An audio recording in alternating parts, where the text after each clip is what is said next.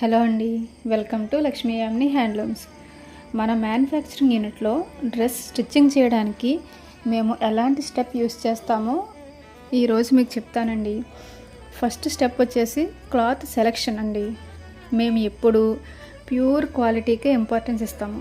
అది కలంకారీ కాటన్ అయినా, జార్జెట్ అయినా, సిల్క్ అయినా, క్రేప్ అయినా, ఆఖరికి లైనింగ్గా యూస్ చేసే కాటన్ అయినా ఎక్కువ ప్రిఫరెన్స్ ఇచ్చి బెస్ట్ క్వాలిటీని చూస్ చేస్తామండి.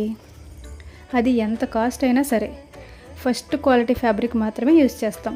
సెకండ్ క్వాలిటీ ఫ్యాబ్రిక్ అస్సలు యూస్ చేయమండి. నెక్స్ట్ స్టెప్ కటింగ్ విషయంలో కూడా చాలా జాగ్రత్తలు తీసుకుంటామండి. నెక్, షోల్డర్ వంటి వాటివి కరెక్ట్ మెజర్మెంట్స్ మాత్రమే ఫాలో అవుతాం.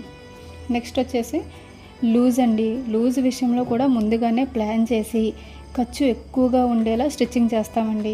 దానివల్ల కాటన్ వంటి వాటికి వాష్ చేసిన తర్వాత సింక్ అయినా మీకు ప్రాబ్లం ఉండకుండా ఉంటుంది. నెక్స్ట్ డ్రెస్ స్టిచ్చింగ్ చేసేటప్పుడు కూడా నీట్గా మంచి ఫినిషింగ్తో డబుల్ స్టిచ్చింగే యూస్ చేస్తామండి. అవసరమైన చోట ఇంకా ఓవర్ ల్యాక్ అని, జిగ్ జాక్ వంటివి కూడా చేస్తూ ఉంటాం. నెక్స్ట్ ఐరన్ అండ్ ఫోల్డింగ్ కూడా పర్ఫెక్ట్గా మెయింటైన్ చేస్తామండి. ఇంకా last but not least packing విషయంలో కూడా పర్ఫెక్ట్ ప్యాకింగ్ కవర్ని యూజ్ చేస్తాం.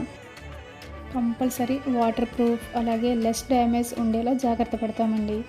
ఇలా ప్రతి స్టెప్ని పర్ఫెక్ట్గా మెయింటైన్ చేసి ఒక డ్రెస్ని స్టిచ్చింగ్ చేయడం జరుగుతుందండి. సో అలా స్టిచ్చింగ్ చేసిన డ్రెస్ని మీకు పంపించడం జరుగుతుంది. సో ఇదండి మన యూనిట్లో జరిగే టోటల్ ప్రాసెస్. మీకు నచ్చిందని అనుకుంటున్నాను. Thanks for watching.